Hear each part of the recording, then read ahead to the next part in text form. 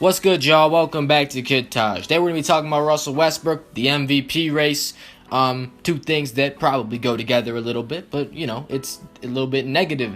Why Russell Westbrook will not win the MVP award today. Not to get confused with the hating video at all. I'm just, noting why other guys deserve it more. And why the NBA realizes that, why the NBA is gonna, I think the NBA more than me is gonna realize that just because, I'll explain in a second. If you enjoyed this video, don't forget to leave a like, comment, and idea down below for a video. Subscribe if you're new.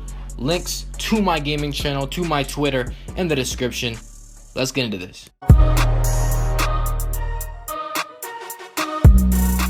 Alright, y'all, so last night the Oklahoma City Thunder played at home against the Portland Trail Blazers, where they are good. I mean, talk about the Oklahoma City Thunder, this is a one-man team. These guys, they're not a very good supporting cast, and they're led by superstar MVP caliber point guard Russell Westbrook. Now, this game, like I said, it was at home, and they have a good home record, but they lost. So the Portland Trail Blazers, a team that really has struggled to maintain any sort of consistency all season long. They've underachieved, yada, yada, yada. Whatever, we know this was a game the Thunder should have won. They were favored, and they definitely had good reason to be favored. The Thunder now have lost 4 games in a row.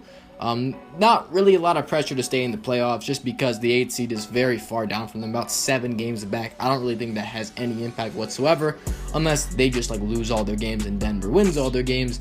Then we'll have a real problem. And we probably won't even have a big problem because they'll still get in the playoffs. Anyway, the playoffs aren't really an issue for the OKC Thunder. You want to win games because you want to get consistency under your belt. You want to get geared up for the playoffs. You want to start playing like a playoff team to end the season so you can go into the playoffs feeling hot, feeling ready, feeling like you know what you're going to do, feeling like you have confidence to beat whoever you shape up against. Because honestly, the Thunder are probably going to go up against the San Antonio Spurs, a team that is well equipped to destroy them, to manhandle them. I think, personally, now, maybe the Spurs won't blow them out by 30 every game, but they'll dominate the game, and they might win a few games by 10 or 15, but they're always going to finish it, okay? They might keep it a little bit close because the Spurs, they're not the number 1 blowout team. They don't just kill teams, but, the point is that the Thunder are a team that they have one guy, and it's Russell Westbrook, and everybody knows that, but that's not really my point in this video.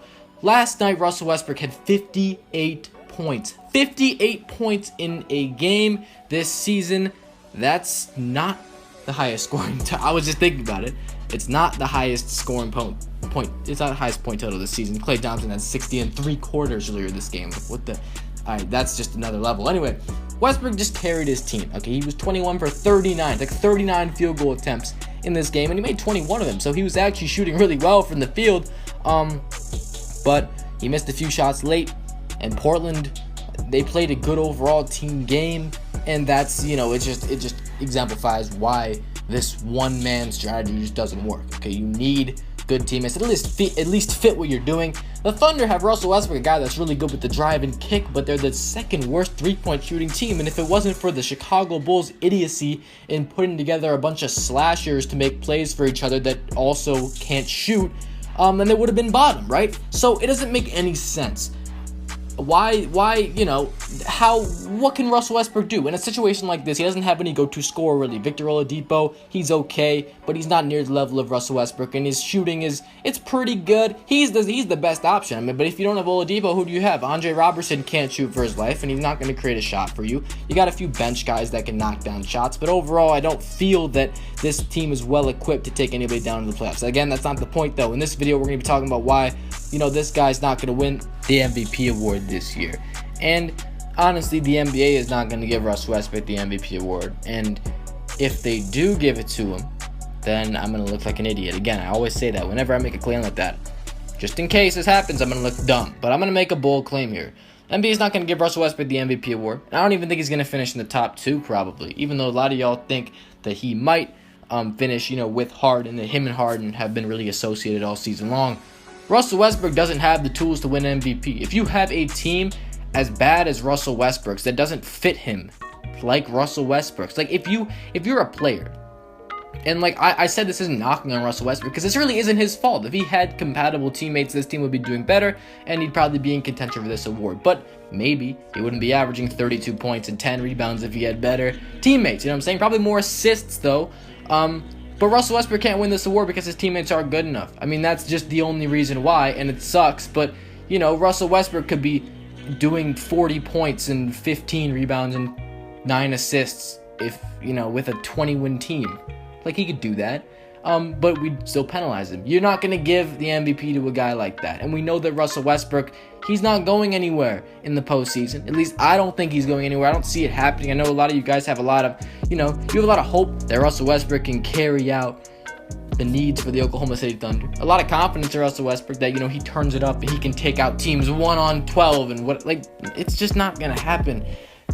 The playoffs are geared to take down superstars. I mean, that's what they do. If you got one lone superstar, it's a more physical game. You key in on that guy. He plays 44 minutes a night in the playoffs, and he has the ball every single play. That drains you. It's harder. But enough about that. Another reason why Russell Westbrook won't win this award is because there's so many guys that are more deserving. And I say that in a way that they're more deserving to the criteria of this award. So like a Kawhi Leonard. We talk about Kawhi Leonard a lot. Kawhi Leonard, this guy had 39 in a monster block on James Harden. That's a huge performance. That's a signature performance from Kawhi Leonard that at the end of the game, following a clutch 3 to take the lead. Kawhi plays both ends. He has fantastic numbers in efficiency, and his team is second in the Western Conference, second in the NBA. And he doesn't have really another superstar around him. LaMarcus Aldridge doesn't pass for a superstar anymore.